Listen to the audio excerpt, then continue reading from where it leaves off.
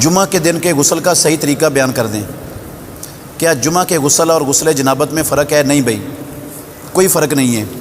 طریقہ یہ ہے، جمعے والے دن بھی غسل کرنا ہر بالغ مسلمان پر فرض ہے، ہر بالغ مسلمان پر فرض ہے۔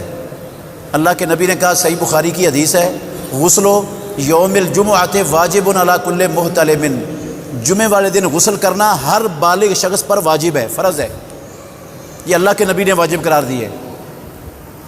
تو جو جمعے والے دن غسل نہیں کرتا وہ اس واجب اور فرض کا تارک ہے، گناہ گار ہوتا ہے۔ غسل کیسے کرنا ہے؟ سب سے پہلے استنجا وغیرہ کر لیں، جسم پر کوئی چیز ہے تو اس کو دھو لیں، اس کے بعد اپنے ہاتھوں کو دھو لیں۔ آج کل صابن ہوتا ہے، مٹی نہیں ہوتی، اگر کہیں مٹی میسر ہے تو مٹی ہاتھوں پر مل کر دھو لیں، نہیں تو صابن سے دھو لیں۔ ہاتھ دھو کر پھر بسم اللہ پڑھیں، منہ میں کیا کریں؟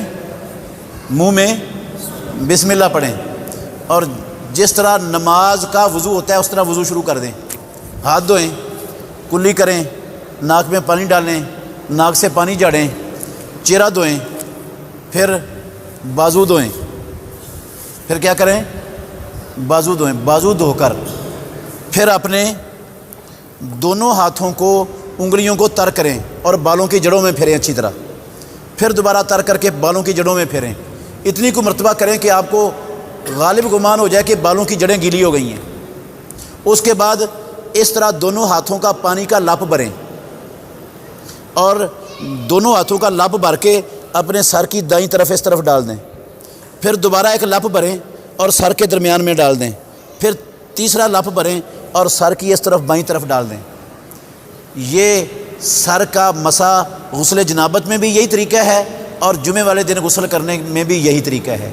مرد کے لیے بھی یہی طریقہ ہے، عورت کے لیے بھی یہی طریقہ ہے، چاہے نفاس کا غسل ہے، چاہے حیض کا غسل ہے، چاہے جمعے کا غسل ہے، چاہے جنابت کا غسل ہے، جو فرضی غسل ہے اس غسل کا یہ طریقہ ہے۔ یہ کہاں لکھا ہوا ہے؟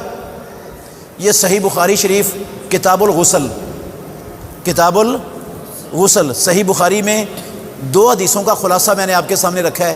ایک حدیث ہے ام المومنین ام سلمہ کی، اور ایک حدیث ہے ام المومنین میمونہ رضی اللہ عنہا کی۔ یہ دونوں حدیثوں کا خلاصہ میں نے آپ کو سنا دی ہے، صحیح بخاری کی دونوں حدیثوں کا خلاصہ ہے یہ، اس میں میری کوئی بات نہیں ہے ان ساری باتوں میں۔